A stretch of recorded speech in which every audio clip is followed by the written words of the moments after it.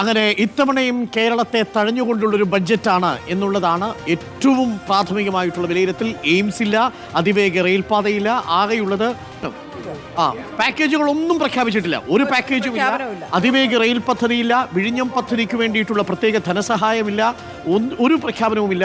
നമ്മൾ ഈ തെരഞ്ഞെടുപ്പ് നടക്കുന്ന 5 സംസ്ഥാനങ്ങളെ പരിഗണിക്കുന്ന വെച്ചാൽ അങ്ങനെയില്ല, തമിഴ്നാടിന് മാത്രമാണ്. പക്ഷെ ചില കാര്യങ്ങളിൽ പ്രത്യേകിച്ച് അതിവേഗ ചരക്ക് എനിക്കൊന്ന് അതിവേഗ ചരക്കുമായി ബന്ധപ്പെട്ടുകൊണ്ടുള്ള റെയിൽ കോറിഡോർ പ്രഖ്യാപിച്ചിട്ടുണ്ട്. അത് ബംഗാളിനുണ്ട്, തമിഴ്നാടിന് 2 എണ്ണം പ്രഖ്യാപിച്ചിട്ടുണ്ട്.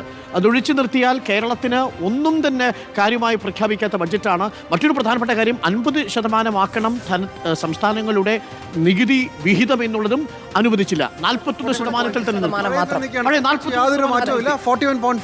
16ാം ധനകാര്യ കമ്മീഷൻ റെക്കമെൻഡേഷൻ അംഗീകരിച്ചു എന്നത് ഒഴിച്ചു നിർത്തിയാൽ കാര്യമായി കേരളത്തിനൊന്നും, കാര്യമായിട്ടല്ല അല്പം പോലും കേരളത്തിന് കൊടുക്കാതെ നമ്മൾ കൊടുത്ത 29 പ്രധാനപ്പെട്ട ആവശ്യങ്ങളും പരിഗണിക്കാതെയാണ് ഇപ്പോൾ ബഡ്ജറ്റ് വന്നിരിക്കുന്നത് എന്നുള്ളതാണ്.